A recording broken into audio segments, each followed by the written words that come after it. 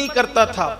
آپ نے ان میں سے کئی لوگوں کو جو ہے وہ جہنم کی نیند سلایا, اور پھر وہ بدبخت جہنم کی نیند چند لوگ سو گئے, کچھ زخمی ہوئے, انہوں نے بھی زخمی کیا. جب مقابلہ نہیں کر سکے تو چھت پہ چڑھ گئے اور وہاں سے کبھی پتھر پھینکتے, کبھی لکڑی پھینکتے, کبھی آگ پھینکتے. حضرت امام مسلم آخر ایک آدمی تھے, لڑتے لڑتے تھک گئے. تو ایسے میں ابن اشعث نے کہا کہ ہم آپ کو امان دیتے ہیں, آپ ابن زیاد کے پاس چلیں. ابن اشعث نے کہا ہم آپ کو امان دیتے ہیں, آپ چلیں ابن زیاد کے پاس, اس سے گفتگو کریں, معاملے کو حل کریں. چونکہ آپ بھی بالکل تھک کر کے دیوار سے ٹیک لگا چکے تھے. آپ نے فرمایا کہ تمہاری امان مجھے کوئی کام نہیں آ سکے گی. انہوں نے کہا ہم وعدہ کرتے ہیں, نہ آپ قتل کیے جاؤ گے, نہ آپ کی بے عزتی کی جائے گی, نہ آپ کی گستاخی کی جائے گی, آپ چلیں گفتگو کریں. امام مسلم نے کہا اچھا ٹھیک ہے. جب آپ کو کھچر پہ بٹھا کر کے وہ لے جانے لگے تو جیسے ہی آگے بڑھے تو ایک شخص نے آپ کی تلوار نکال لی. آپ نے بلند آواز سے پڑھا انا للہ و انا الیہ راجعون, انا للہ و انا الیہ راجعون, اور آپ رونے لگے. فرمایا کہ یہ پہلی بے وفائی ہے, یہ پہلی بے وفائی ہے کہ تم نے امان دینے کے بعد میری تلوار لے لی اور مجھے بے دست و پا کر دیا. رونے لگے تو کسی نے تانا دیا کہ آپ جیسے بہادر ابن زیاد کے پاس جانے سے روتے ہیں. فرمایا میں اپنی جان کے لیے نہیں رو رہا ہوں, جو میں نے خط لکھا ہے نا کہ آپ تشریف لیں امام حسین کو, اب مجھے لگتا ہے کہ وہ تم کیا سلوک کرو گے, میرے ساتھ یہ سلوک کیا تو ان کے ساتھ کیا سلوک کرو گے. وہ چھوٹے چھوٹے بچوں کے ساتھ, عورتوں کے ساتھ آ رہے ہیں, تم نے دھوکہ دیا. اور جب گورنر ہاؤس میں, کوفہ کے گورنر ہاؤس میں داخل ہوئے, پانی کا مٹکا رکھا ہوا تھا, ٹھنڈے پانی کا مٹکا دیکھ کر کے حضرت امام مسلم نے فرمایا پیاس لگی ہے, مجھے تھوڑا پانی پلا دو.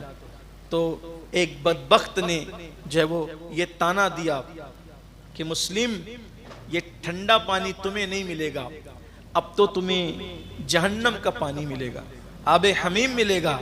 آپ نے اس کو اس وقت بھی جرأت سے جواب دیا, او باہلی کتے, یہ آب جہیم اور نار جہیم کے مستحق تم لوگ ہو, ہم تو ساقی کوثر کی آل ہے, ہمیں کیا جہنم کے پانی سے مطلب.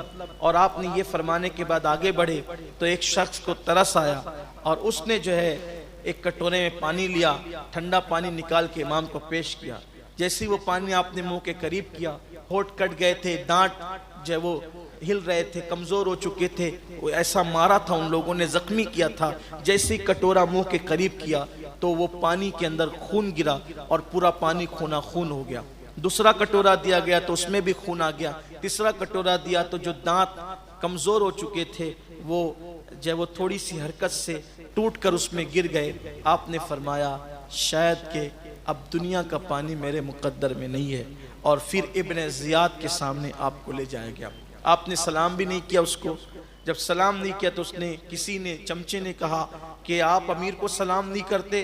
فرمایا یہ میرے قتل کے در پہ ہے, اگر یہ قتل کریں تو میں ان کو کیا سلام کروں, اور اگر یہ مجھے قتل نہیں کرنا چاہتے تو زندگی رہے گی تو بہت سلام ہوتا رہے گا. یہ بات ہوئی. پھر اس کے بعد ابن زیاد نے کہا کہ سب لوگ متحد تھے اور سب لوگ متفق تھے, تم نے یہاں آ کر لوگوں کے درمیان فتنہ پھیلایا اور لوگوں کو منتشر کیا اور ایک دوسرے کے درمیان اختلاف پیدا کیا. امام مسلم نے فرمایا میں نہیں آیا, ہمیں بلایا گیا ہے, ہمیں قسمیں دی گئی, واسطے دیے گئے, شریعت کے تحفظ کی باتیں کی گئی, اور اب یہ لوگوں نے ساتھ چھوڑ دیا. تو ہم خود نہیں آئے, ہم بلائے گئے ہیں, اور ہم اس میں کوئی قصوروار نہیں ہے. یزید فاسق و فاجر ہے, یہ تم بھی جانتے ہو, یزید شرابی ہے, تم بھی جانتے ہو. اس طریقے کی باتیں ابن زیاد کے سامنے امام مسلم نے کی.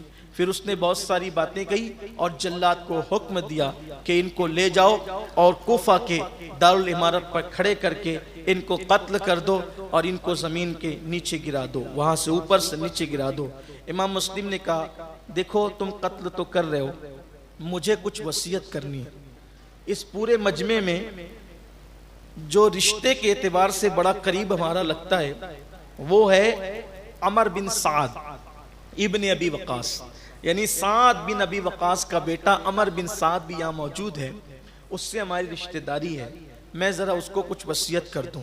تو کیسے لوگ بدلتے ہیں, حالات کیسے بدلتے ہیں. میں کوئی نصیحت کرنے کے قابل آدمی نہیں ہوں، لیکن میری ایک بات دل پر ہمیشہ لکھ کر رکھنا، دنیا میں تعلقات سب سے رکھنا، محبت سب سے کرنا، محبت سب سے لینا، محبت سب کو دینا، لیکن ہمیشہ یہ بات خیال رکھنا کہ بھروسہ اور توکل اگر کسی پر کرنا تو صرف اللہ اس کے رسول پر۔ حالات بدلتے ہیں، لوگ بدلتے ہیں، اگر کوئی ساتھ دے دے تو الگ بات ہے، کوئی ساتھ نبھا دے تو الگ بات ہے، ہاں، اور ساتھ لوگ نبھاتے ہیں تو یہ کہاں تک، بہت وفادار لوگ ہوتے ہیں تو قبر میں جانے تک ساتھ نبھاتے ہیں، قبر میں تو کسی نے ساتھ نبھانا بھی نہیں، بڑی بے وفا ہے یہ دنیا۔ لیکن ہاں، آپ کو یہ بھی دوسری نصیحت کی جاتی ہے، اگر کسی سے تعلق جوڑنا آپ نے وفا کرنا، اس کی وجہ یہ ہے، بے وفا ہمیشہ ہمیشہ ہمیشہ نادم اور شرمندہ رہتے ہیں، اور با وفا ہمیشہ سر بلند رہتے ہیں۔ وفا سیکھو، کربلا میں وفا سکھاتی۔ آگے جب ذکر آئے گا تو پتہ چلے گا کہ داستان با وفا کتنی خوبصورت ہے، داستان با وفا، اس لیے با وفا بنو، بے وفا نہ بنو، بیوی کے ساتھ بھی وفا، دوستوں کے ساتھ بھی وفا، اہل محلہ کے ساتھ بھی وفا، اہل اسلام کے ساتھ بھی وفا، وفا وفا اور وفا، وفا جتنی آپ کے اندر زیادہ ہوگی آپ کے مراتب اللہ کے نزدیک اتنے بلند ہوں گے۔ تو امام مسلم نے فرمایا کہ مجھے وصیت کرنا ہے۔ عمر بن سعد ابن ابی وقاص رضی اللہ تعالیٰ کا بیٹا، اتنی بڑی ہستی سعد بن ابی وقاص، ان کا بیٹا، اس نے کہا میں نے کوئی تمہاری وصیت نہیں سننا، یعنی حکومت کے سامنے اتنی چمچہ گیری پہ وہ آ گیا، کہا میں نے کوئی وصیت نہیں سننا۔ ابن زیاد نے کہا بھائی بولتے ہیں تو سن لے، سننے میں کیا جاتا ہے، تو اس نے کہا اچھا ٹھیک ہے، وہ سائیڈ میں ہوئے تو کہا کہ دیکھو میری 3 وصیت ہے، ایک تو یہ کہ 700 درہم میں نے کوفہ میں فلاں سے قرض لیے، تو میرا گھوڑا ہے، میری زرہ ہے، میری تلوار ہے، اس کو بیچ کر کے میرا قرض ادا کر دیں، یہ کام کرنا۔ دوسری وصیت یہ ہے کہ امام حسین کو میں نے خط لکھا ہے کہ حالات اچھے آپ جلدی سے آ جائیں، تو وہ آئیں گے، میرا خط پڑھ کر تو ضرور آئیں گے، ایک کام کر دو ان کو اطلاع کر دو کہ خدا کے لیے وہ نہ آئیں، کم سے کم میری شہادت ہو رہی ہے تو ان کے ساتھ تو یہ دھوکہ نہ ہو، وہ وہیں رک جائیں جہاں ہے۔ اور تیسری وصیت یہ ہے کہ جب مجھے شہید کر دیا جائے تو میرا جسم مجھے لے کر کے مجھے قبر میں دفن کر دینا، اس کی بے حرمتی مت ہونے دینا، یہ 3 کام میرے کرنا، اتنا خیال کرنا۔ جیسے ہی وصیت کر کے ادھر آئے تو عمر بن سعد نے ابن زیاد کو ساری باتیں بتا دی، تو اس نے ہنس کے کہا کہ مسلم نے وصیت بھی کی تو ایسے خائن کو کی، ایسے خیانت والے کو کی کہ اس نے ساری وصیت اوپن کر دی۔ اب رہی بات یہ کہ گھوڑا وغیرہ تو سب ہماری ملکیت میں، ہم تمہیں نہیں دیں گے۔ دوسری بات یہ کہ حسین یہاں آئیں گے تو ہم ان کو جو کرنا چاہیں گے ان کے ساتھ کریں گے، نہیں آئیں گے تو کوئی معاملہ ہی نہیں ہوگا۔ اور تیسری بات یہ ہے کہ جو جسم ہے میں اس کے متعلق تمہاری ایک نہ سنوں گا، مجھے جو کرنا ہے میں وہی کروں گا۔ یعنی یہ معاملہ بالکل وہ ہوا، اور اس کے بعد حضرت امام مسلم کو کوفہ کے گورنر ہاؤس پر لے کر کے گئے۔ امام مسلم برابر درود شریف استغفار پڑھتے رہے اور روتے رہے اور کہتے تھے کاش کوئی ہوتا جو پیغام پہنچا دیتا کہ اے ابن رسول یہاں نہ آئیں، یہاں کے لوگوں نے بے وفائی کی ہے۔ اور آپ دیوے کعبے کی طرف رخ کرتے ہوئے پھوٹ پھوٹ کے روتے تھے، کاش کوئی میرا پیغام پہنچا دے کہ اے ابن رسول آپ یہاں نہ تشریف لائیں۔ ذی الحجہ کی ٹھیک 3 تاریخ تھی، 3 تاریخ کو امام مسلم کا سر قلم کر دیا گیا، آپ کلمہ پڑھتے ہوئے دنیا سے رخصت ہوئے، اور آپ کا جسم اقدس جو ہے وہ زمین پہ پھینک دیا گیا، جس سے آپ کی ہڈی چکنا چور ہو گئی، ہڈیاں آپ کی چکنا چور ہو گئی۔ حسن اتفاق دیکھیں کہ جس 3 ذی الحجہ کو ادھر امام مسلم کی شہادت ہوئی، اسی 3 ذی الحجہ کو امام مسلم کا خط امام حسین کے پاس پہنچا۔ حالات بڑے اچھے ہیں، آپ جلدی سے جلدی آ جائیں، یہاں کے لوگوں نے آپ کے نام پر میرے ہاتھ پر بیعت کر لی ہے۔ ادھر وہ خط پڑھا، امام حسین خوش ہوئے، حالات اچھے ہیں، اور ادھر گھر والوں کو چلنے کی تیاری کرنے کا حکم دیا۔ ادھر امام مسلم کی شہادت ہو گئی، انا للہ و انا الیہ راجعون، ان کی شہادت ہوئی۔ شہادت کے بعد ہڈیوں کو جو اوپر سے جسم پھینکا تو ہڈیاں چکنا چور ہو گئی، اور پھر اس کے بعد یہ واقعہ ہوتے ہوتے شام بالکل قریب تھی، ایسے میں پھر ابن زیاد نے امام مسلم کی شہادت کے بعد جناب ہانی بن عروہ کی طرف رخ کیا، اور ان کو بھی جو ہے اوپر لے جا کر شہید کر دینے کا حکم دیا۔ اس طرح سے اسی دن 3 ذی الحجہ کو حضرت ہانی بھی شہید ہو گئے۔ آپ کوفہ جائیں گے تو جہاں مزار امام مسلم کا ہے بالکل ٹھیک سامنے جو ہے وہ حضرت ہانی کا مزار ہے۔ اب یہ 3 ذی الحجہ کی جو ہے وہ شام تھی، وہ گویا کہ کیسی خون آشام شام تھی کہ افق کی سرخی سے پہلے یا شفق کی سرخی سے پہلے جو ہے گویا کہ وہ رات خون سے رنگین ہوئی چلی جاتی تھی۔ شام قریب آ رہی تھی اور کوفہ والوں کے دامن پر خون امام مسلم کے دھبے ایسے لگ گئے تھے یا چپک گئے تھے کہ اب قیامت تک کوئی پانی، کوئی تدبیر اب اس کو دھل نہیں سکتی تھی۔ پورے کوفہ پر گویا کہ ایک سناٹا طاری ہو گیا تھا، اور پورا کوفہ جو ہے گویا کہ اللہ اکبر نحوست میں اس وقت کے موجود لوگوں کے گھروں میں جو راضی برضا تھی شہادت سے، وہ نحوست ان کے گھروں میں ٹپک رہی تھی۔ ایسے میں ابن زیاد نے کہا کہ ہم نے تو مسلم کو مزہ چکھا دیا ہے، تو پھر اس نے کہا ہم نے سنا ہے کہ اس کے ساتھ اس کے 2 بچے بھی تھے، وہ 2 بچوں کو جو پکڑ کر لائے گا ہم اس کو بڑا انعام دیں گے۔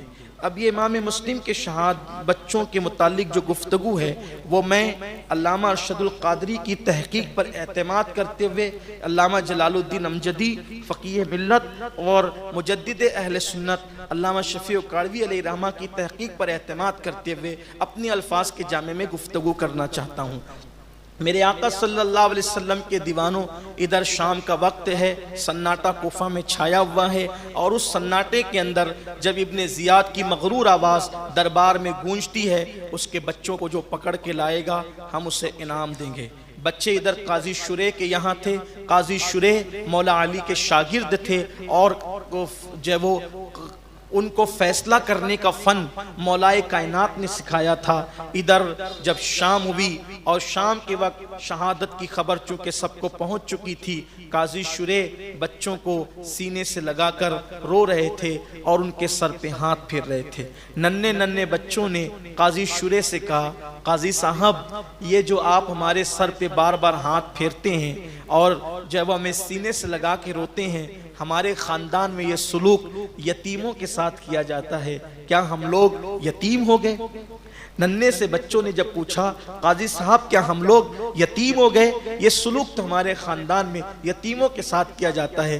جب قاضی شریح نے یہ جملے ان ننھے بچوں کی زبان سے سنا تو گویا کہ تیر چل گیا ایک دل پر، اور قاضی شریح دونوں شہزادوں کو سینے سے لگا کر پھوٹ پھوٹ کر رونے لگے، کہنے لگے بچوں، پیارے بچوں، مصطفیٰ جان رحمت کی گلستان کی کلیاں، ابھی تم یہ ایسی کلیاں ہیں کہ مسکرا کر پھول بھی نہ بن سکی ہے، اور آپ پر یہ مصیبت آئی ہے کہ میں آپ کو نہ اپنے گھر میں رکھ سکتا ہوں اور نہ خود لے جا کر آپ کو مدینہ منورہ پہنچا سکتا ہوں۔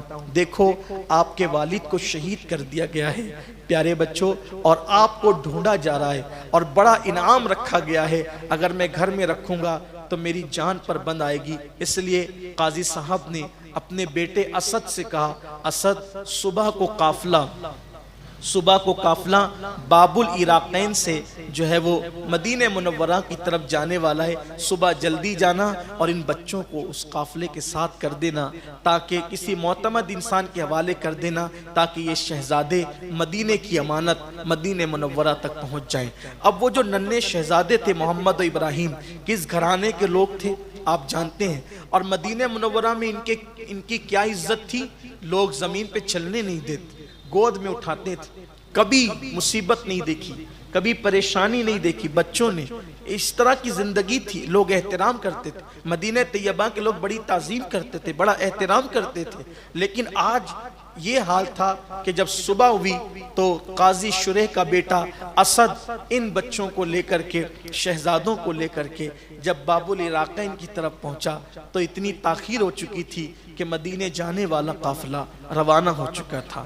اسد جو ہے قاضی صاحب کا بیٹا لے کر کے تیزی سے چلتا رہا، یہاں تک کہ دور قافلے کی گرد نظر آئی، قافلے کا چلنے کا غبار نظر آیا تو اسد نے کہا دیکھو شہزادو، وہ غبار ہے، اسی غبار، وہ قافلے کی غبار ہے، دوڑ کر کے جاؤ تو تمہیں وہ قافلہ مل جائے گا، اور وہ قافلہ مدینہ منورہ جا رہا ہے، اسی میں شامل ہو جاؤ، تم محفوظ ہو جاؤ گے۔ ننھے بچے پوری طاقت سے دوڑنا شروع کرتے ہیں، دوڑتے دوڑتے تھک جاتے ہیں، اور کیفیت یہ ہوتی ہے کہ کبھی پیروں میں کانٹا بھی نہ چبھا تھا، کبھی پیروں میں کنکر بھی نہیں چبھا تھا، لیکن دوڑتے دوڑتے تھکے، اور تھک کر کے غبار بھی ختم ہو گئی، گرد بھی ختم ہو گیا، کچھ نظر نہیں آیا، تو دونوں ننھے شہزادے محمد و ابراہیم ایک دوسرے کے گلے پکڑ کر زور زور سے رونے لگے۔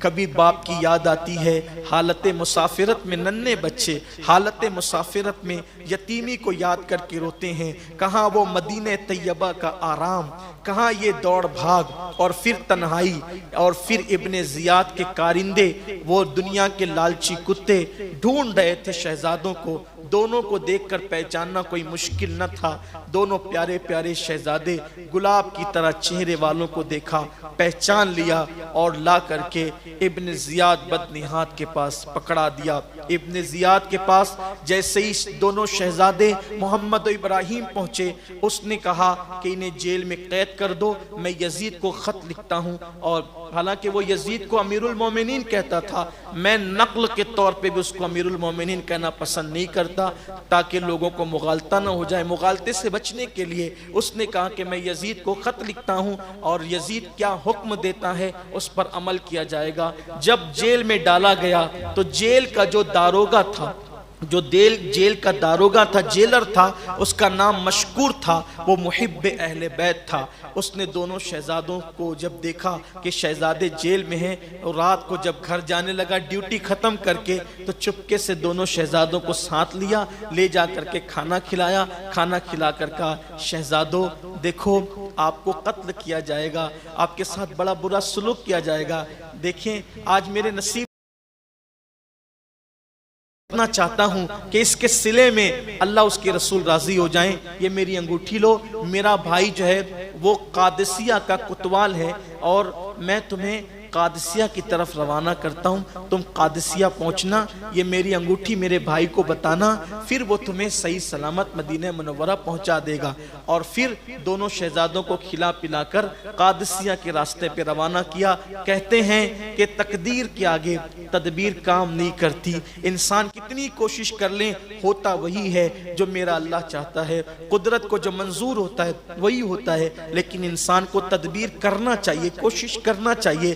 دونوں شہزادوں کو کل کا منظر رہ کے یاد آتا ہے، باپ کی یاد ستاتی ہے، باپ کی شہادت ہو گئی، ماں کی یاد ستاتی ہے، ماں کہیں اور ہے، اور تنہائی ہے، اور کل کا پکڑے جانا، زلفوں کا ایک دوسرے سے باندھا جانا، ہاتھوں میں رسیاں ڈالی جانا، ننھے ننھے بچوں کو یاد آتا ہے تو دل دہل جاتا ہے۔ عمر ہی کیا تھی، 7-8 سال کے بچے، 7-8 سال کی عمر کیا ہوتی ہے، ننھے سے بچے، ہاتھ میں رسیاں باندھی گئی تھی، اب کل کا منظر یاد آتا ہے تو بے چین ہوتے ہیں، بے قرار ہوتے ہیں۔ ایسے میں کبھی چلتے ہیں پتا کھڑکتا ہے، حضور رئیس القلم اللہ ان کی قبر پہ رحمت فرمائے، کیا نقشہ کھینچا ہے، کہتے ہیں پتا کھڑکتا ہے تو سہم کر کے ایک دوسرے سے لپٹ جاتے ہیں، پھر آگے بڑھتے ہیں۔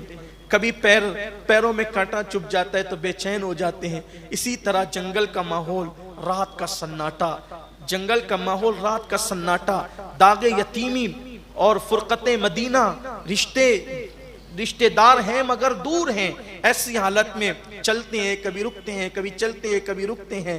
ایسے میں ایک دوسرے کے ساتھ کبھی گلے پکڑ کر رونے لگتے ہیں، بے چین ہو جاتے ہیں، بے قرار ہو جاتے ہیں۔ صبح پھوٹنے لگتی ہے تو صبح پھوٹنے میں خیال آتا ہے جیسے کل پکڑے گئے تھے دن کے اجالے میں، اگر آج بھی پکڑے گئے تو کیا ہوگا۔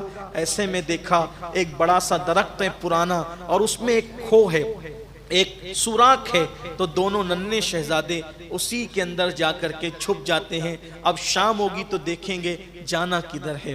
ایسے میں یہ دونوں شہزادے بھوکے پیاسے تھکے ہارے بالکل مغموم اسی کے اندر چھپے ہوئے تھے کہ ایک کنیز آئی اور وہ پانی بھرنا چاہتی تھی۔ تو جیسے اس نے مٹکی کو اپنی پانی بھرنے کے لیے دریا میں ڈبونا چاہا تو دیکھا کہ گار کے جو درخت ہے اس درخت کے سوراخ میں دو خوبصورت شکلیں نظر آ رہی، اس کا عکس پانی میں نظر آتا ہے۔ تو اس نے مڑ کر دیکھا، وہ دو شہزادے چھپے ہوئے تھے۔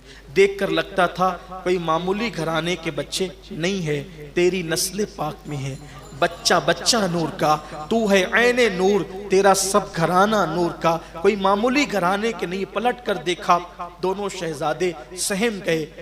کہا کہ کون ہو؟ ڈر کے مارے کچھ نہیں زبان پہ آتا تھا، کیا بتائے کیا کہیں؟ کہا شہزادو باہر نکلو، آپ کی شکل دیکھ کر لگتا ہے کہ تم کسی بڑے گھرانے کے فرد ہو، بتاؤ کون ہو؟ کیا تم امام مسلم کے یتیم ہو؟ بس نام باپ کا سن کر دونوں بھائی پھوٹ پھوٹ کر رونے لگے۔ اس کنیز نے کہا گھبراؤ نہیں، میں جس کی کنیز ہوں، جو میری مالکن ہے، جو میری مالک ہے، وہ محب اہل بیت ہے، چلو میں تمہیں وہاں لے کر کے چلتی ہوں۔ اور یہ کنیز ساتھ اس خاتون کے گھر جو محب اہل بیت لے گئی۔ کہا بی بی دیکھو تمہارے لئے تحفہ لائیں۔ کہا کیا؟ یہ محمد و ابراہیم امام مسلم کے یتیم۔ جیسی اس عورت نے سنا وہ خوش ہو گئی، آج میرے گھر نبی کے شہزادے آئے، ان کے لیے انتظام کیا، ان کی زلفیں دھویا، زلفوں کو صاف کیا، ان کو جو وہ غسل کا موقع دیا، کپڑوں کا انتظام کیا، اور کہا شہزادو یہ گھر آپ کی کنیز کا گھر ہے، میں آپ کی کنیز ہوں، آپ کی دادی سیدہ کی کنیز ہوں، اس کو اپنے ہی گھر سمجھو، یہیں رہو، اور اب آپ کو کوئی فکر کرنے کی ضرورت نہیں ہے۔ دونوں کو کھلایا اور ایک کمرے میں بند کر دی۔ دونوں شہزادے کمرے میں بند ہیں۔ اتنے میں اس کا شوہر جس کا نام حارث تھا، وہ حارث رات دیر گئے گھر آیا۔ تو آنے کے بعد اس نے اپنے شوہر سے پوچھا حارث آج اتنی دیر کیسے ہو گئی؟ تو حارث نے کہا ارے وہ مسلم کے بچے جو ہے وہ جیل میں تھے، وہ جیل سے بھاگ گئے، فرار ہو گئے، وہ جیل سے فرار ہو گئے۔ ادھر مشکور جو داروغہ تھا، صبح کو ابن زیاد نے مشکور سے پوچھا مسلم کے بچے کہاں ہیں؟ کہا میں نے ان کو چھوڑ دیا، ان کو میں نے آزاد کر دیا۔ کہا تجھے مجھ سے ڈر نہیں لگا؟ تو فرمایا جو اللہ اور رسول سے ڈرتا ہے وہ کسی سے نہیں ڈرتا۔ کیوں چھوڑا؟ کیا ملا تجھے؟ نبی کی شفاعت، اللہ رسول کی رضا مجھے ملی، اور تو نے امام مسلم کو جو شہید کیا ہے کل تو تو رسول اللہ کی شفاعت سے محروم ہو گیا ہے۔ یہ بات کہی تو کہا اچھا تو میرے ساتھ یہ جرات کرتا ہے، اور پھر مشکور کو بھی اس نے شہید کروا دیا۔ ادھر حارث نے اس کی بیوی سے کہا کہ وہ مسلم کے بچے بھاگ گئے ہیں معاذ اللہ، میں ان کو ڈھونڈ رہا تھا، میرا گھوڑا بھی مر گیا، دن بھر سے تھکا ہوا ہوں۔ کہا کہ کیا بدبختی کی بات کرتا ہے، تو مسلم کے یتیموں کو ڈھونڈ رہا تھا، نبی کے شہزادوں کو، ابن زیاد کی خوشی کے لیے؟ تو اس نے کہا بیوی تجھے نہیں پتا، جو ان کو پکڑ کر لائے گا اس کو بڑا انعام ملے گا، جاگیریں ملے گی، دنیا سنور جائے گی۔ بیوی نے کہا بدبخت، دنیا سنور جائے گی، آخرت تباہ برباد ہو جائے گی، ایسا نہ کر۔ کہا کہ صرف میں نہیں بلکہ بڑی تعداد میں لوگ ان کو ڈھونڈنے کے لیے نکلے ہیں انعام کے لیے۔ تو بیوی نے کہا کتنے بد نصیب ہے وہ لوگ جو دنیا کی خاطر نبی کی شفاعت سے محرومی اختیار کرنے۔ ایسے میں اس نے کھانا دیا، اس کو بیلا پھسلا کے سلا دیا۔ ادھر یہ سویا ہی تھا کہ دونوں شہزادوں کے کمرے سے رونے کی آواز آئی، دونوں شہزادوں سے کمرے سے دونوں شہزادوں کے رونے کی آواز آئی۔ حضور رئیس القلم لکھتے ہیں کہ دونوں شہزادے کیوں رو رہے تھے؟ رو اس لیے رہے تھے کہ بڑا بھائی چھوٹے بھائی کو کہہ رہا تھا بھیا میں نے ابھی خواب دیکھا ہے کہ ابا جان نانا جان محمد الرسول اللہ کے ساتھ، مولا علی کے ساتھ، سیدہ فاطمہ کے ساتھ، چچا حسن کے ساتھ جنت کے باغ میں ٹہل رہے تھے۔ ٹہلتے ہوئے نانا جان نے پوچھا مسلم تم آ گئے، شہزادوں کو کہاں چھوڑا ہے؟ تو ابا نے کہا کہ یا رسول اللہ بس وہ بھی کچھ دیر میں آتے ہوں گے۔ یہ کہنا تھا کہ دونوں شہزادے ایک دوسرے سے رونے لگے اور کہتے تھے، دوسرے شہزادے کہتے بھیا میں نے بھی یہی خواب دیکھا ہے، تو اس کا مطلب یہ ہے کہ اب ہم دنیا میں نہیں رہیں گے، ہم شہید ہو جائیں گے، ہماری شہادت ہو جائے گی۔ ایک دوسرے کو پکڑ پکڑ کر کے روتے رہے۔ رونے کی آواز اونچی ہوگی کیونکہ اس گھر کو وہ اپنا گھر سمجھ رہے تھے، اتنی خاطرداری ہوئی تھی کہ اپنا گھر سمجھ رہے تھے۔ ایسے میں حارث اٹھا، اس نے بیوی سے کہا ہمارے گھر میں چھوٹے بچے نہیں ہیں تو یہ رونے کی آواز کہاں سے آتی؟ بیوی نے کہا شاید تیرے کان بج رہے ہیں، بچے نہیں رو رہے ہیں۔ پھر آواز بلند ہوئی، وہ خود اٹھا اور جہاں سے آواز آتی تھی گیا تو دروازہ بند تھا، دروازہ کھولا تو دونوں ننھے ننھے شہزادوں کو دیکھا چراغ جلا کر کہ دونوں ایک دوسرے سے لپٹ کر رو رہے تھے۔ ایسے میں پوچھا کون ہو تم؟ سمجھے کہ یہ تو محبان اہل بیت کا گھر ہے، سادگی سے کہہ دیا ہم امام مسلم کے یتیم محمد و ابراہیم ہے۔ اس ظالم نے دونوں کے چہرے پہ تماچے لگائے اور کہا کہ میں تمہیں ڈھونڈتے ڈھونڈتے تھک گیا اور تم میرے گھر میں ہی آرام کر رہے ہو۔ جب اس نے مارنا شروع کیا تو وہ محب اہل بیت جو اس کی بیوی تھی اس نے آ کر کے بچانے کی کوشش کی، لیکن وہ بدبخت نہیں مانا، اس کو بھی مارا اور دونوں کی زلفوں کے بالوں کو ایک دوسرے سے باندھ دیا۔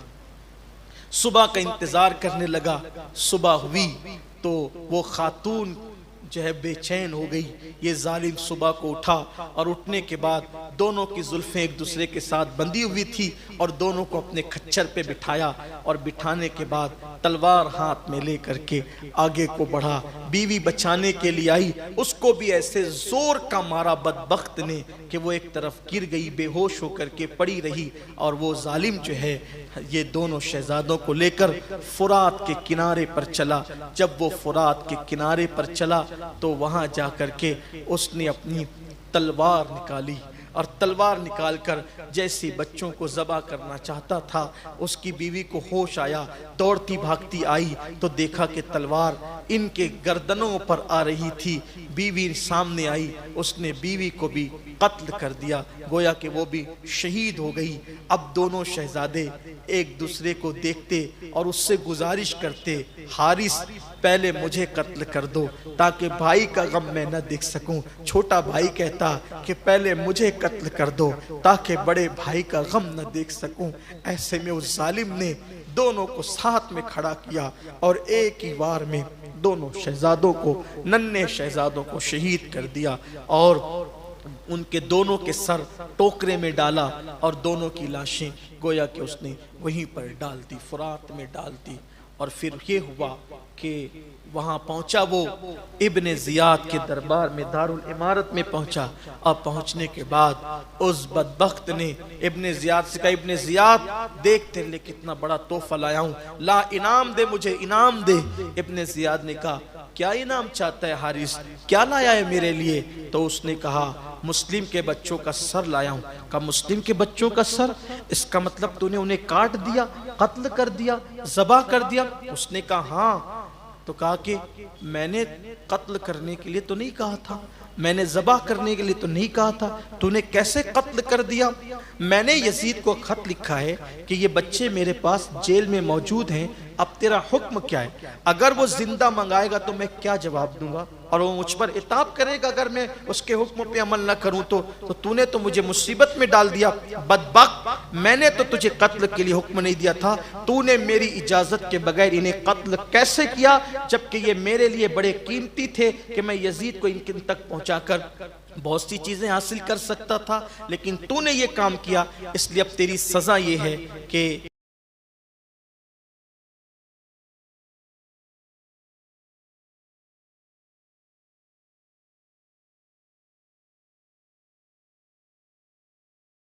کہتے ہیں یہاں پہنچ کر فقیہ ملت علامہ جلال الدین صاحب نے یہ شعر لکھا، نہ خدا ہی ملا نہ وصال صنم، نہ ادھر کے رہے نہ ادھر کے رہے، اہل بیت کے ساتھ دشمنی کا انجام دیکھیں۔ اہل بیت کے ساتھ وفا کا انجام یہ ہے کچھ بھی ہو جائے اللہ رسول کی رضا تو ہاتھ آتی ہے، لیکن اہل بیت کی دشمنی کا حال یہ ہے نہ دنیا ملتی ہے نہ آخرت۔